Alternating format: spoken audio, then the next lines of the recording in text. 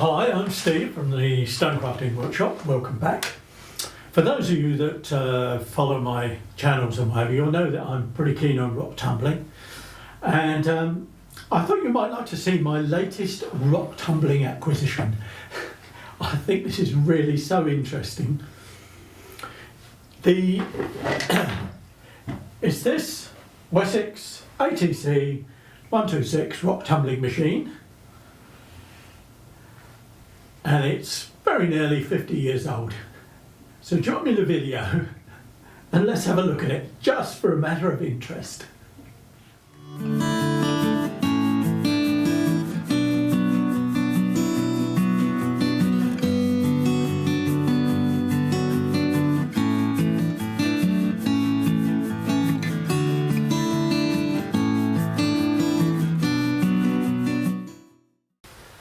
As I say, this is called the Wessex Multi-Drive, and it's made by a company called Wessex.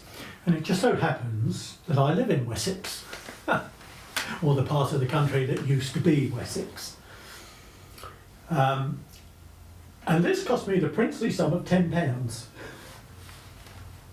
And it was sold as a non-working item. Fair enough. Let's have a quick look at it, shall we? When I bought the machine, the guy was quite open, said he couldn't get it working.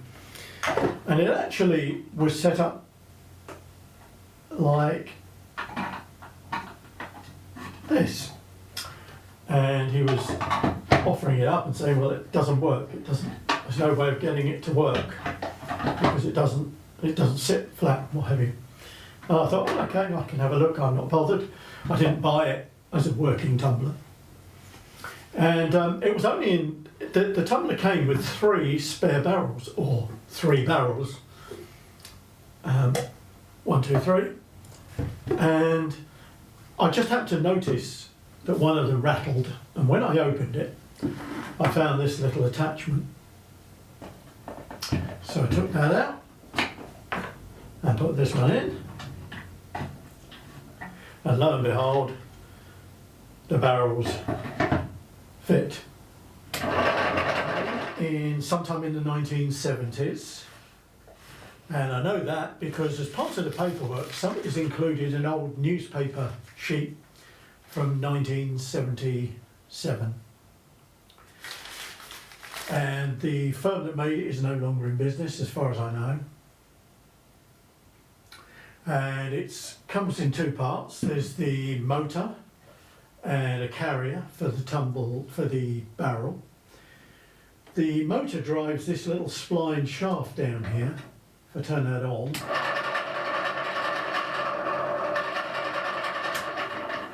it's quite noisy. The spline inside, the drive wheel inside, is damaged, which is why it's noisy. But it works okay so far. What you do is you put the barrel into place and you turn the thing on and it turns.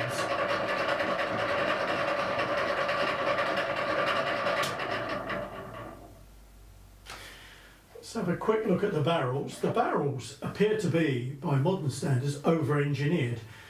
They're plastic, or perhaps nylon, I'm never sure about plastics. There's a drive spline around the smaller end of the barrel, actually cast into the barrel.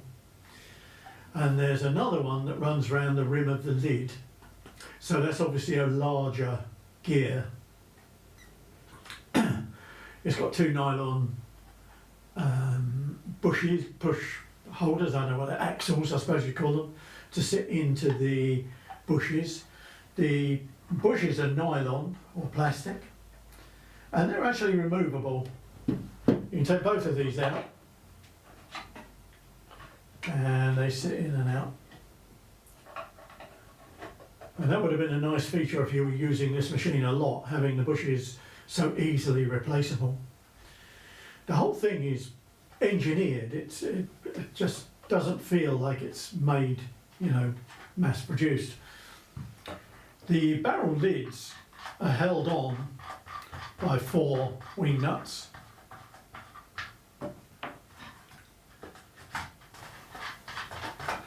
Should have taken one off first, shouldn't I? Come back in a second. There we go. And although this seems laborious, it's probably less bother than a modern plastic barrel. And as you can see, there's an O-ring around the inside. And that's all there is to it, really. It just sits on there, the bolts go through, and it compresses the O-ring. And in fact, the instructions tell you to compress it down very gently, just finger tight the wing nuts. And it actually works. You can take my word for it, but I've filled one of these barrels with stones and water. And I have actually run this machine up with a barrel of stones and grit. I actually tried tumbling something, but it failed because there's a drive wheel inside. I'll show you in a minute. The drive wheel actually failed, and I had to glue it back on again. So I've no idea whether this will keep on running at the moment. So there it is. It's quite an interesting little machine, don't you think? But that's not the only interesting thing about this machine. It gets more interesting because according to the instructions, each of these barrels should have had a carrier of their own, a plastic frame they sat in. And what you were supposed to do was mount the machine onto a wooden base and then mount the carrier for the second barrel beside it, like that. And in fact, I can show you that working.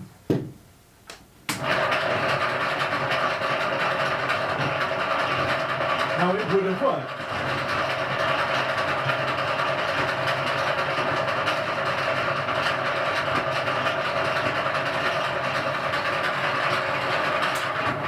And just to get even more clever, you have the option of turning the barrel round and running it on the other spline, the faster spline on that side.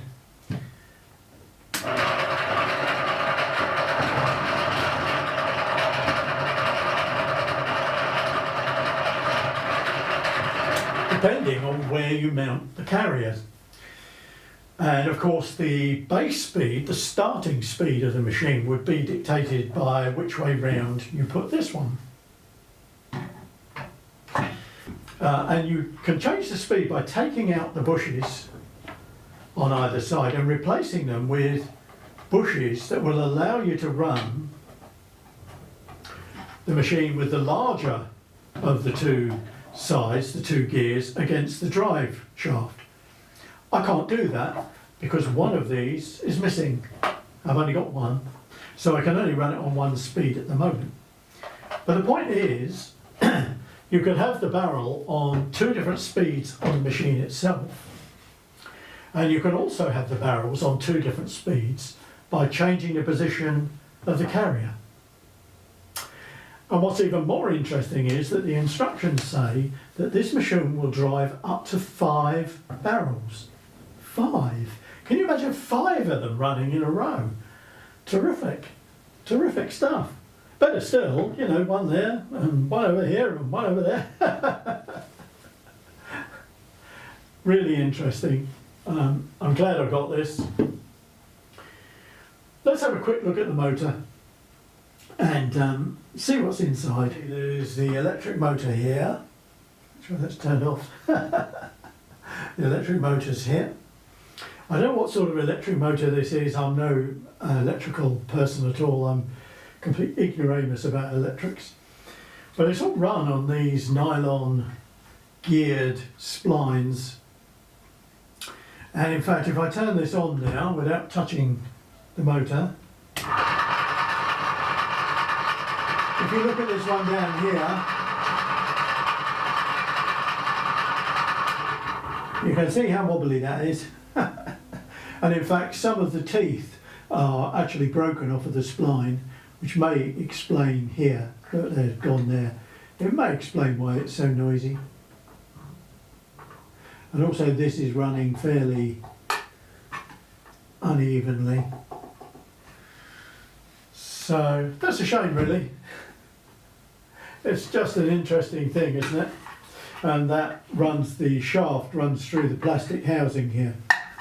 and provides plough to the spline on this side.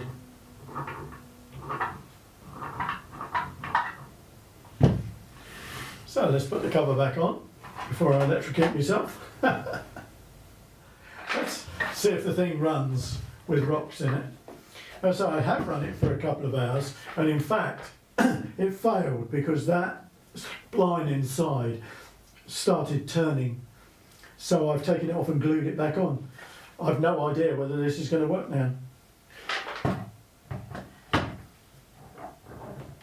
Let's find out.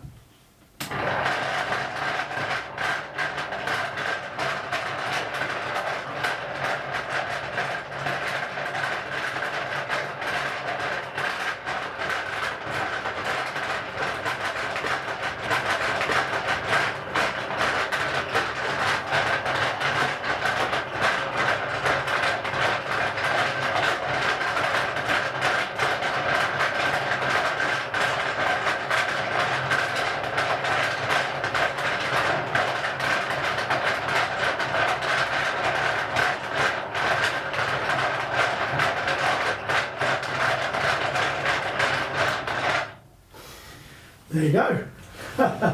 My new rock tumbler. New, sort of newish. Well, you know. Really enjoyable thing. What I'm going to do, I'm going to run this up for a bit. I'm going to actually run a tumble on it just to see if I can polish stones on it, whether it'll survive that long. I doubt it very much. And I'll look into a way of perhaps replacing the splines on the motor. I should be able to. And if I can, and I can get that up and running, then I'll also make up some carriers for these two barrels, just to see if I get three running at once. Wouldn't that be interesting? Trouble is I can't hold three. There's no way of doing that. Wouldn't that be interesting? It's a bit like Willy Wonka's chocolate factory. Thank you for watching. I hope this has been of some interest to you if you're a stone tumbler. If it has, please give me a thumbs up. And if you've enjoyed it, please give me a thumbs up. And if you want to see more about rock tumbling and stone crafting and stone carving and DIY hacks and all the things I do, please subscribe to the channel. Come back again soon.